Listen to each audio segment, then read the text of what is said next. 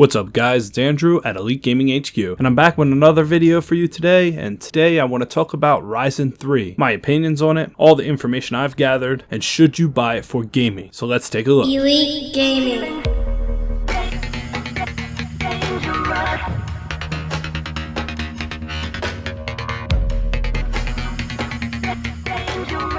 So Ryzen 3 is launched, and it comes with a very attractive price tag, $109.99 for the 1200 and $129.99 for the 1300X, both of which coming in 4 cores with 4 threads and a TDP of 65 watts. The 1200 at 3.1 GHz, turbo to 3.4, the 1300X 3.5 GHz, turbo to 3.7. Inside the box, both of which come with an AMD Wraith Stealth cooler, which I've tested this cooler before. It's a pretty nice cooler. You can't really do too much on the side of overclocking with it, but for a stock cooler it gets the job done. And I really like the mechanism in which you secure these coolers to the motherboard, how they screw in with a spring locking system. The first thing I do is I clean off the stock paste, put on some MX4 aftermarket paste, and these things seem to keep their CPUs nice and cool. So that's a big plus, whereas I feel the Intel counterparts, their coolers are kind of more...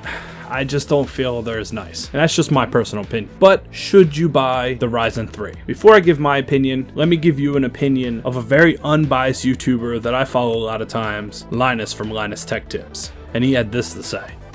And pick one up, you probably should.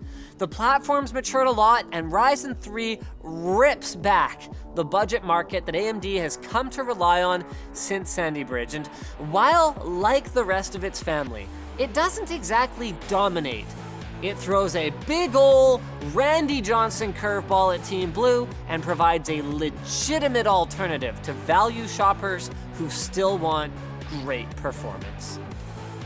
Okay, so my opinions on it. Well, I really like the idea of these processors falling between i3, which is kind of meh at this point, and the Pentium. The Pentium 2 core 4 threads is like one of the best processors for a budget, and Ryzen competes with the 7100, and its price tag is similar, a little bit less, but you're getting 4 actual cores. Where I see this processor being amazing is when you're building something like an esports gaming computer, and you're playing CSGO, maybe some Overwatch, and you pair it with an RX 550. That would be a nice cheap computer that you could build. Maybe you just don't have a lot of money to spend on your CPU. At least this would get you in the entry level of the AM4 socket, so later on you can adjust down the road to an R7 or R5. And I see people overclocking these and saying, hey, let's see how far we can do liquid cooling, but honestly I don't think it's worth it. My personal opinion is if you're building a very budget computer, this is a great option because it gets you in the platform in which you can upgrade later on. You definitely don't want a CPU bottleneck. And if you're going to overclock it, that's kind of a waste because you could spend $20 more or catch one on sale and get a 1400X. And the 1400X is just an amazing processor. You're getting 4 cores but with 8 threads. And that to me is the low end beast. I would never recommend anybody buying the 1300X. If you want entry level, you buy the 1200 for the $109. Maybe you can get it on sale for $100. But if you're going to go any higher than that, or if you think you're going to go with an aftermarket cooler, just don't and just buy the 1400X. The 1400X has been shown not to bottleneck on most games until you get up around a GTX 1070, GTX 1080. And if you're buying those GPUs, well then you're really not buying a 1400X. Then you're going to buy a 1600X, which is 6 core 12 threads, or an i7, or even a 1700, something along those lines. Basically what I'm saying is you're not going to buy a $550 graphics card to go with a $150 processor. You want to even everything out because you don't want bottlenecks.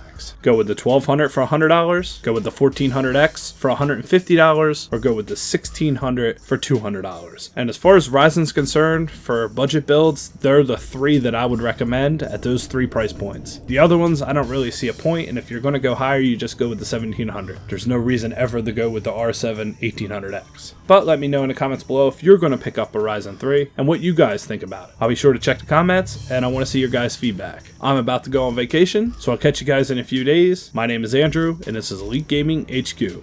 Thanks for watching, guys.